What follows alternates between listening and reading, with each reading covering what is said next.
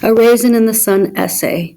For several of Hansberry's characters, money is a promise of salvation, a gift to be stored up and fought for whenever possible.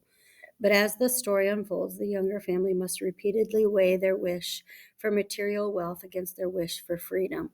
Beneatha, Walter, and the others ultimately choose abstract ideals, education, dignity, love, over easy alternatives that hold out the promise of more money. By dramatizing the crisis they face before they arrive at these decisions, Hansberry shows that wealth is not always as desirable as it seems, and she reminds us of the sacrifices people make for their freedom. Throughout the play, the members of the younger family act as if money is too precious to be parted with. In the opening scene, Travis asks his mother for 50 cents, and the seemingly paltry sum is too much for the impoverished Ruth Younger to give away. Although Beneatha doesn't love George Murchison, her family tells her to continue dating him and taking pride in the match because George comes from a wealthy family.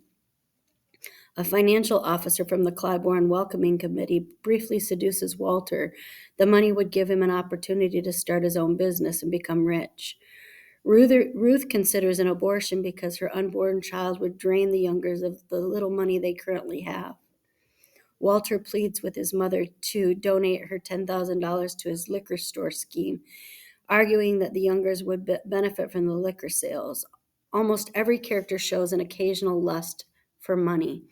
However, each time the Youngers are presented with an opportunity to gain or save their money, they must relinquish something else that is valuable.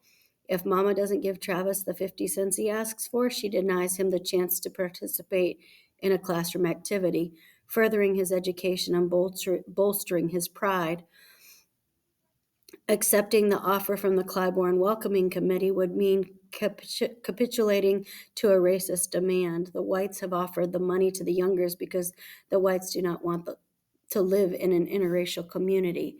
As Mama argues, Ruth's money-saving abortion would represent a moral defeat for the Youngers, an acknowledgement that the family does not have the love and energy to support a new person. Money that assists Walter in his liquor store plans could instead be invested in Beneatha's education or a house for Travis. Less lucrative ideas that Mama nonetheless clearly prefers to Walter's dream. Nowhere in A Raisin in the Sun does a character guiltlessly accept or hold on to his or her own money. Again and again, the rejection of wealth is a cause for celebration among Hansberry's characters. Ruth laughs when Walter gives his 50 cents to Travis. The couple acknowledges the act of generosity is the right decision. Mama does not argue with Beneatha when she announces her rejection of George, and Beneatha comments on this rare instance of maternal understanding. The climax of the play occurs when Walter rejects the author from the welcoming committee. Both Mama and Ruth declare their pride in this deeply flawed man. Ruth chooses not to have an abortion, and to Mama's great relief. The investment in a house for Travis delights each of the Youngers except Walter, and even Walter eventually recognizes the dignity and wisdom behind this hard decision. Each time a character turns down an easy financial offer, the other characters applaud his farsightedness and strength. It's surprising that money turns out to be the villain in the Younger family's story. Like Ruth and Walter, we initially think that any offer of cash is a blessing for the Youngers because it represents a chance to abandon their dingy apartment and begin a new life. But Hansberry shows that no price is high enough for freedom. The Black characters she describes must defend their right to an education, a loving home, and a sense of self-worth, even when the white community wants to pay them to abandon these ideals. Throughout the play, Hansberry conveys a sense of anger and disgust.